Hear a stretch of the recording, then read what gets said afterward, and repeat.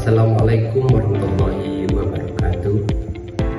Perkenalkan, nama saya Emerik Saputra dengan NIM 20321010. Saya di sini untuk mengerjakan tugas UAS video dengan mata kuliah Manajemen Strategi Pendidikan dengan judul Analisis SWOT. Analisis SWOT terdiri dari strength, kekuatan, weakness, kelemahan, opportunity, peluang, dan trends, ancaman, yang dapat merupakan proses perencanaan yang membantu perusahaan mengatasi tantangan dan menentukan apa yang harus dituju secara keseluruhan oleh perusahaan. Tujuan utama dari analisis adalah untuk membantu organisasi membanggakan kesadaran penuh dari semua faktor yang terlibat dalam pengambilan keputusan bisnis. Selanjutnya adalah peluang atau opportunity.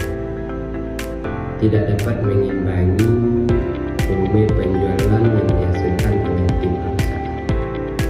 Itu adalah peluang. Apa perusahaan Anda mengembangkan ide baru yang inovatif yang akan membuka pasar baru atau demokrasi. Peluang lain. Sederhananya, elemen ini mencakup segala yang ada atau yang Anda lakukan untuk meningkatkan penjualan, tumbuh sebagai perusahaan, atau memajukan misi organisasi Anda. Elemen terakhir yaitu ancaman atau threats, segala sesuatu yang berisiko bagi perusahaan Anda. Kemungkinan keberhasilan atau pertumbuhannya. Ini dapat mencakup hal seperti pesaing yang baru atau yang baru muncul, perubahan dalam undang-undang pengaturan, risiko keuangan, dan hampir semua hal lain yang berpotensi membahayakan masa depan perusahaan atau proyek Anda. Jadi kapan sih sebaiknya Anda melakukan analisis SWOT? Jadi kita dapat menggunakan analisis SWOT sebelum kita berkomitmen pada tindakan dari rencana perusahaan. Apakah kita sedang mengeksplorasi peluang baru, memperbaiki kebijakan internal, mempertimbangkan untuk melakukan ekspansi, atau mengubah rencana di tengah jalan melalui pelaksanaannya. Terkadang akan lebih baik untuk melakukan analisis umumnya hanya untuk memeriksa lanskap bisnis kita saat, sehingga kita dapat meningkatkan operasi bisnis sesuai kebutuhan di masa mendatang. Analisis ini dapat menunjukkan bagaimana di mana organisasi kita berkinerja optimal, serta bagaimana yang perlu penyesuaian. Jangan membuat kesalahan dengan memikirkan operasional bisnis secara informal dengan harapan semua masalah akan terselesaikan secara keseluruhan. Dengan menyusun analisis SWOT, kita dapat melihat seluruh gambaran bisnis kita dari sana. Kita dapat menemukan cara untuk meningkatkan atau menghilangkan kelemahan perusahaan dan memanfaatkan kekuatannya. Berikutnya karakteristik analisis SWOT. Analisis SWOT berfokus pada 4 elemen: kekuatan, kelemahan, peluang, dan kemungkinan, yang memungkinkan perusahaan mengidentifikasi kekuatan yang memiliki strategi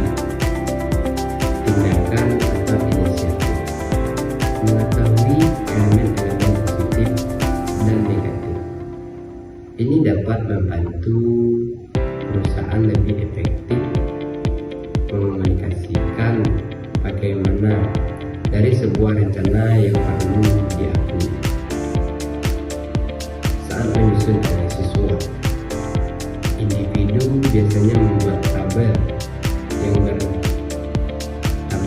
dipecah menjadi 4 kolom untuk membuat daftar setiap elemen yang berdampak secara berdampingan untuk perbandingan kekuatan dan kelemahan. Biasanya tidak akan cocok dengan peluang dan ancaman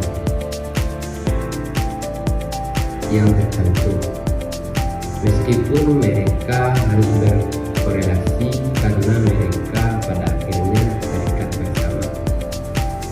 Dengan memasangkan ancaman eksternal dan kelemahan internal dapat menyoroti masalah paling serius yang dihadapi oleh perusahaan.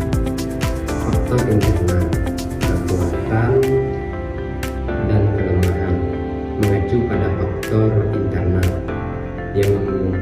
yang merupakan sumber daya dan pengalaman yang tersedia untuk Anda. Ini adalah beberapa faktor internal yang biasanya dipertimbangkan. Yang pertama, sumber daya keuangan, pendanaan, sumber pendapatan, dan peluang investasi. Yang kedua, sumber daya fisik, lokasi, fasilitas, dan peralatan. Yang ketiga, sumber daya manusia, karyawan, sukarelawan, dan target audiens. Yang keempat, akses ke sumber daya alam, mereka dagang, paten, dan hak cipta. Yang kelima, proses saat ini, program karyawan, sistem perangkat lunak. Dan yang faktor eksternal beda lagi dengan faktor internal. Kalau faktor eksternal, kekuatan eksternal memengaruhi dan mempengaruhi sistem perusahaan, organisasi, dan individu. Faktor-faktor ini terhubung secara langsung atau tidak langsung dengan peluang atau ancaman. Penting untuk dicatat dan didokumentasikan masing-masing. Faktor eksternal biasanya adalah hal-hal yang Anda atau perusahaan Anda tidak dapat kendalikan, seperti berikut ini. Yang pertama, tren pasar, produk baru, kemajuan teknologi, dan progres kebutuhan audiens. Yang kedua, tren ekonomi, tren keuangan lokal, nasional, dan internal. Yang ketiga, pendanaan, donasi, dan sumber lainnya. Yang keempat, demografi. Yang kelima, hubungan dengan pemasok dan mitra. Yang keenam atau yang terakhir, peraturan politik, lingkungan, dan ekonomi. Mungkin sekian materi yang saya sampaikan tentang